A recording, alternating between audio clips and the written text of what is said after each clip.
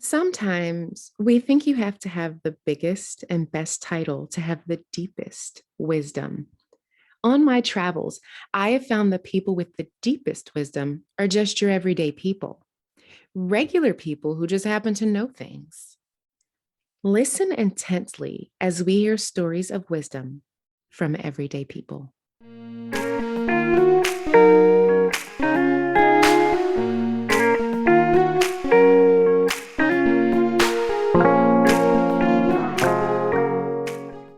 Hello, welcome to Regular People Who Know Things, stories of wisdom from everyday people. Again, I started this podcast because I wanted to be able to highlight the stories of people that you would meet at the grocery store or the post office. You know, when you're having that conversation and you leave with the deepest wisdom you ever felt you could hear to continue forward in your life. Listen as Saundretta talks about self-love and self-care. In episode 8, I spoke of what I felt it meant to love others. Today, I am talking about what it means to love oneself. I do not mean this in a selfish sense because the energy is very different. I mean the ability to allow love to fill you up and soaking some in for yourself before you expend it or allow it to pour out of you. I am talking about recognizing that you have all the love within yourself and that you do not need to pillage others for something that is uniquely inside of you. I am talking about seeing the beauty that is in you, which allows you to allow others to shine their own lights without feeling as if no one shared anything with you. It's like having your own Barbie lunchbox filled with fruit snacks, but you were looking at someone else's fruit snacks. You have your own. Eat your own fruit snacks, my friend. The second segment of this episode will be about self-care. What rituals do you have to slow down and nurture yourself? This too is an energy. It says to the world that you care about your soul. This is good. When others are not careful with you, you feel less offended because you have already taken precautions with your own body and mind and spirit, so you feel less slighted. There is no skin off your back because you've already handled your business with your own nails. You've oiled your skin yourself. You brushed your teeth already. If someone else neglects to do that for you, no skin off your back. Get it? Love yourself. Take care of yourself.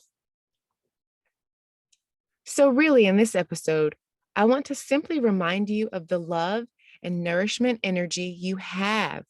You may not even know that it's already in you. However, there is at least one thing on this planet that you care about. Is it your new pair of shoes? Do you make sure no dirt gets on them? Is it your new car? Do you clean the seats? Is it your new house? Do you prune the yard? Is it your new job? Do you carefully get the job done? Is it your new dog? Do you make sure it has food? What are you most careful of right now in your life? What do you give your heart to? Is it your football team? Do you make sure you sit in the stands and give them the courage to make it across the 50-yard line? Is it your house? Do you take time to clean each area because you want to keep it longer? Is it your new project? Do you wake up each day and pour energy into what you are working on because you want yourself reflected in your work? What do you pour your heart into? Think about it. What are you most cautious with? What do you give your heart to right now? Now, do you ever do this just for you? It may seem selfish, but it's the same energy that you give towards the things I mentioned above. However, it's a moment of silence for yourself. I like to call it a pause. Imagine a glass of water filled to the top. You recognize that this glass is full before you pour it into something else. That's all. Self-love and self-care is simply a moment where you recognize that you are full and have all that you need. You celebrate it. You let it overflow onto the other things that you love and care about. However, you soak some up for yourself. You take a sip first and then pour a little out for your homies. How can we do this practically? Number one, take some time for yourself.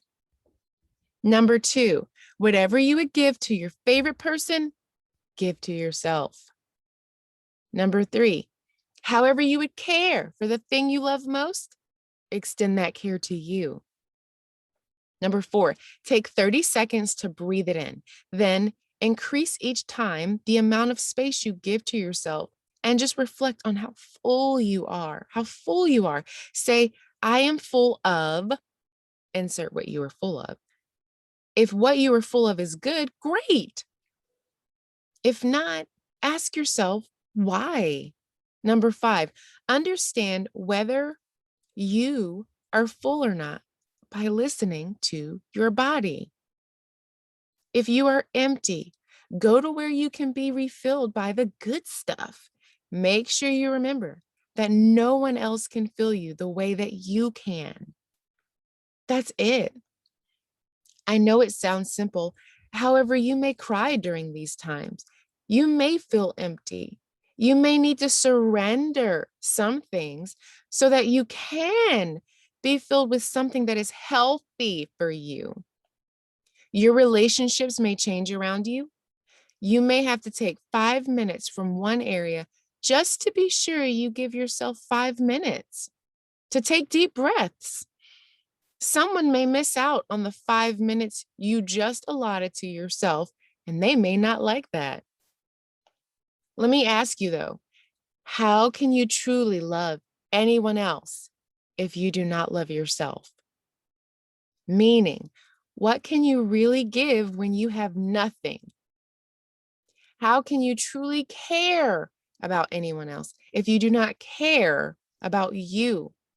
Meaning, if you are not careful with how you treat you, what energy will you extend to anyone else? You cannot give what you do not have. Have something. Have something. Let that energy come into yourself first and then soak it in. Thanks for joining. Saundretta at journalist.com. Thank you for joining.